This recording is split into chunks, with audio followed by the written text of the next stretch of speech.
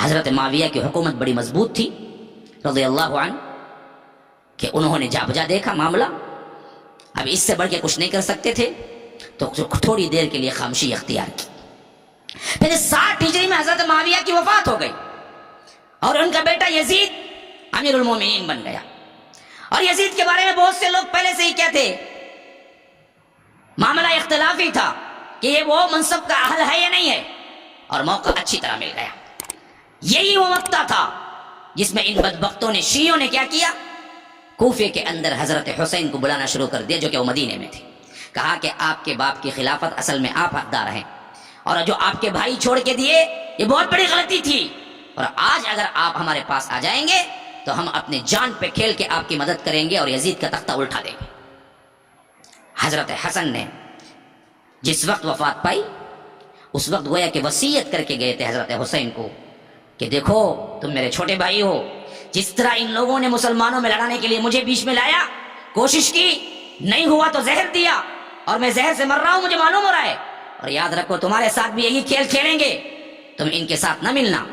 لیکن ان بدبختوں نے ایسا ماحول تیار کیا، خطوط پہ خطوط لکھے، ہر دن ایک ایک دن 50 خط آتے تھے، اور معافیوں تلافیوں کے کہ ہم نے کیا کیا، غلطی کر دی، معاف کر دیجئے، حضرت علی کو ہم صحیح طور پر سپورٹ نہ کر سکے، لیکن اگر آج آپ آ جائیں گے تو ہم کیا ہیں، اپنی جانوں پہ کھیل کے آپ کو سپورٹ کریں گے۔ تو ان خطوں کی وجہ سے، ان بلاؤں کی وجہ سے حضرت حسین آخر مان گئے، سفر اختیار کیا، مدینے سے نکلے، مکہ آئے، مکے میں اہل و عیال جتنے بھی لوگ تھے ان کو لیا، جو کہ کل 80 سے زیادہ لوگ تھے، بس بچے بھی تھے اس میں، عورتیں بھی تھی، سب تھے، لے کے نکل گئے کوفے کی طرف۔ راستے میں کربلا پڑتا تھا، جہاں یہ نکلے وہاں عبید اللہ ابن زیاد آیا۔ یہ بدبخت ترین شخص، ایسا ظالم تھا جو خلافت امیہ کی طرف سے گورنر بن کے آیا تھا، یزید کی طرف سے، اور ایسا بدبخت تھا کسی کو قتل کرنے پہ شکتا ہی نہیں تھا۔ جب اس نے دیکھا کہ بہت سے لوگ حضرت حسین کو بلانے والے ہیں تو کہا کہ سب اندر آؤ، اپنے مجمع میں بلایا، منبر پہ کھڑا، کہا بہت سے گردنوں پہ لٹکے ہوئے سروں کو میں دیکھ رہا ہوں جو بوجھ کی وجہ سے اتارنا پڑ رہا ہے۔ وہ فصیح و بلیغ زبان بیان کرتا تھا۔ تو بہت سے لوگوں کو میں دیکھ رہا ہوں جن کے جسم پہ ان کا سر بڑا بوجھ لگ رہا ہے، میں اتارنا ہے ان کا، سدھر جاؤ گے تو میں تمہیں بخشوں گا، اگر پھر تم نے کوئی لیٹر لکھا یا معلوم ہوا کہ کوئی ساز باز کی ہے حضرت حسین سے تو میں اس کے خاندان کو بھی اڑا دوں گا۔ تو بعض مسخرے تھے جنہوں نے کیا کیا کہ کنکریاں ماری، عبید اللہ ابن زیاد کو کیا ہے، کنکریاں ماری، جو گورنر بن کے آیا تھا۔ اس نے کہا کہ اچھا میرے سے بھی وہی کھلواڑ کرتے ہو جو اس سے پہلے گورنروں سے کرتے رہے۔ کہا کہ اپنے سپاہیوں کو حکم دیا کہ سب کے دروازے بند کرو، مسجد کے جتنے دروازے ہیں، جو اس وقت شاہی محل کی طرح بہت بڑی مسجد تھی، تو سب کے دروازے بند کروایا، اور کہا کہ آؤ ایک ایک آئے، قسم اللہ کی اٹھا کے کہے کہ میں نے کنکری نہیں ماری 3 مرتبہ، اگر ماری ہو تو مجھ پر اللہ کی لعنت ہے، تو جب یہ بولے گا تو میں باہر بھیجوں گا۔ بولنے میں ذرا سا ہچکچایا، گردن اڑاؤ۔ ایسے ایک ایک کر کے بلاتا تھا، تھوڑے سے بھی جو حضرت حسین کی طرف رغبت رکھتے تھے اور یہ قسم کھانے میں ذرا سا بھی تردد کرتے تھے، کہتا تھا گردن اڑاؤ۔ ایسے کئیوں کے لاش کے انبار لگ گئے مسجد کے باہر، پہلا دن تھا اس کی گورنری کا وہ۔ تو ایسی دھاگ بیٹھی ان بدبختوں کے، جو کہ کیا ہمیشہ سے کیا تھے، بزدل تھے، یہودی تھے، جو بعد میں شیعہ بنے، تو انہوں نے پورا عبید اللہ ابن زیاد کی بات ماننے کا عہد کر لیا اور کہا کہ ہمارے سے کوئی تعلق حضرت حسین کا نہیں ہے۔ اور جب حضرت حسین کربلا میں پہنچے تو فوج بنا کے، انہی کی فوج بنا کے بھیجا کہ جاؤ لڑو، اگر تم سچے ہو تو جاؤ، جن کو تم نے بلایا خطوط دے کے جاؤ انہی سے لڑ کے دکھاؤ۔ اب عبید اللہ ابن زیاد سے ایسے ڈرے ہوئے تھے بدبخت یہ، جنہوں نے خطوط دے کے بلایا کہ آپ آؤ ہم سپورٹ کرتے، آپ آؤ ہم سپورٹ کرتے، آپ آؤ ہم سپورٹ کرتے، وہی پورے لشکر میں دشمن بن کے حضرت حسین کے سامنے کھڑے ہوئے تھے کربلا کے میدان میں۔ حضرت حسین نے کہا کہ فلاں، تو فلاں نہیں ہے، تو فلاں نہیں ہے، تو فلاں نہیں ہے، ٹھہر۔ اندر گئے خیمے میں،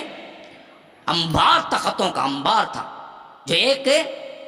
بالکل موٹے میں بھرا ہوا تھا، لا کے حضرت علی نے فوج کے سامنے اڑیل دیا۔ کہا کہ جو نام تو نے بتایا ہے کیا ان ناموں کے سگنیچر نیچے نہیں ہے کہ بدبختو تم نے مجھے بلایا؟ کہا کہ ہم نے کوئی نہیں بلایا آپ کو، ہم تو کیا ہیں زیاد کے وفادار ہیں، آپ یا تو اس کے ہاں چلیے یعنی تو جنگ کے لیے تیار ہو جائیے۔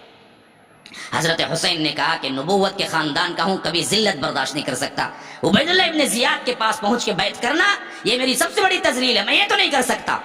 ہاں دوسرا آپشن دو، مجھے واپس جانے کو بولو، میں مکہ چلے جاتا ہوں، یا نہیں تو مجھے سیدھے یزید کے پاس پہنچا دو، میں اور یزید بات کر لیتے ہیں، یا نہیں تو کسی ساحل پہ پہنچا دو، کسی بارڈر پہ پہنچا دو اسلامی حکومت کا جہاں جنگ ہو رہی ہو، اور میں کافروں سے قتال کرتے ہوئے اللہ کے راستے میں شہید ہو جاتا ہوں۔ کہا کہ یہ تینوں ریکویسٹ ہم نہیں مانتے، ہم ایک ہی بات کہتے ہیں کہ آپ قیدی بن کے چلے عبید اللہ ابن زیاد کے پاس، یا نہیں تو ہم آپ سے جنگ کریں گے۔ حضرت حسین نے کہا کہ یہ برداشت نہیں کر سکتا میں کہ آج کا آنے والا وہ بھی ہے جو عمومی خلافت کا کیا ہے، ظالم ایک گورنر ہے، اس کے آگے میں ہاتھ بن کے کھڑا ہونا یہ میری تذلیل ہے، میں نہیں آ سکتا۔ تو آخرکار یہی بدبختوں نے جنہوں نے بلایا حضرت حسین سے قتال کیا اور حضرت حسین کو مارا، اور یہاں تک ظلم دشمنی نکالی کہ اللہ کے رسول صلی اللہ علیہ وسلم کے نواسے کو الگ دھڑ الگ سر کیا، اور دھڑ کو جسم کو گھوڑوں کے سموں تلے رون دیا، اور خالی سر کو تھیلے میں ڈال کر ابن زیاد کے محل میں پہنچایا، اور کہا کہ جس کو تم مانگتے تھے آج ہم لا کے ثبوت واضح کر دیے کہ ہم تیرے وفادار ہیں، ہم حسین کے وفادار نہیں ہیں۔ بدبخت نے روایتوں میں آتا ہے کہ حضرت حسین کے لبوں پہ چھڑی ماری عبید اللہ ابن زیاد نے، کہ اس وقت ایک صحابی موجود تھے، کھڑے ہو گئے، کہا کہ بدبخت یہ وہ ہونٹ ہیں جن کو اللہ کے رسول پیار کرتے تھے، تو اس پہ چھڑی مار رہا ہے۔ تو تب کہیں جا کے عبید اللہ ابن زیاد خاموش ہوا۔ یہ واقعہ بالکل صحیح ہے، ہوا تھا، ظلم ہوا تھا، لیکن اصل میں کرنے والے کوئی یزیدی نہیں تھے، مسئلہ سب انہی کا تھا، انہی بدبختوں نے مارا۔ اور جب یہ معاملہ ہو گیا، حضرت حسین شہید ہو گئے کربلا میں، یہ نیوز پھیلی، جو صحابہ جہاں بھی تھے دنگ رہ گئے، اتنا بڑا حادثہ ہو گیا، نواسہ رسول کو قتل کر دیا گیا،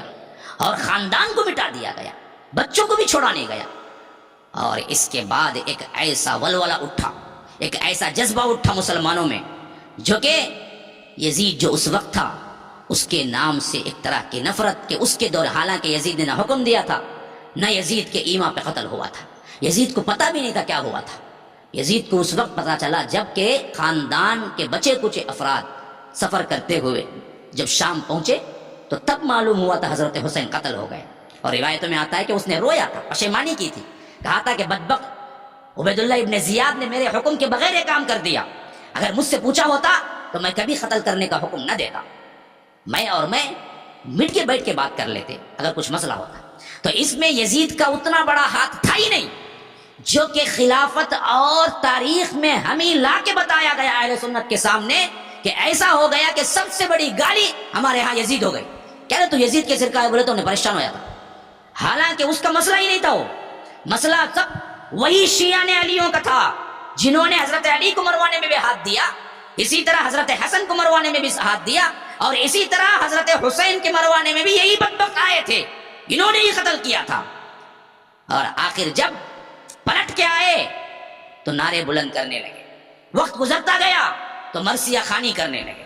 وقت گزرتا گیا یا حسین کے نعرے بلند کرنے لگے، وقت گزرتا گیا تو ان کے الگ الگ رسومات ایجاد کر لیے، انہوں نے اہل سنت سے بالکل ہی الگ معاملہ اپنا لیا، اپنا عقیدہ الگ بنا لیا، اپنا قرآن الگ بنا لیا، اپنے حدیث کی کتابیں الگ بنا دیا، اپنی فقہ الگ بنا دی، ہر چیز انہوں نے کیا کیا، اسلام کا اختلاف ایک ایسا کیا کہ کوئی مذہب کتنے فرقے بنے لیکن قرآن ان کا ایک ہے، رسول ان کا ایک ہے، کتاب ان کی ایک ہے، فقہ ان کی ایک ہے، لیکن یہ شیعہ تھے جو برابر پلاننگ سے آئے تھے اور انہوں نے اسلام کا لبادہ اوڑھا، اور آخرکار جو کرنا چاہتے تھے وہی کام جو عیسائیوں کے اندر جان پول نے کیا تھا، عیسائی تھا وہ بھی دراصل یہودیت سے عیسائی بنا اور حضرت عیسیٰ کا ماننے والے کی روب میں اللہ تین ہے کا عقیدہ پیش کرنے والا پہلا شخص جان پول تھا. اس کی وجہ سے آج پوری عیسائیت شرک و بدعت میں ہے. بالکل یہی معاملہ مسلم امت کے ساتھ کوئی کرنے والا تھا تو وہ یہودی تھا جو عبداللہ ابن سبا نے آ کے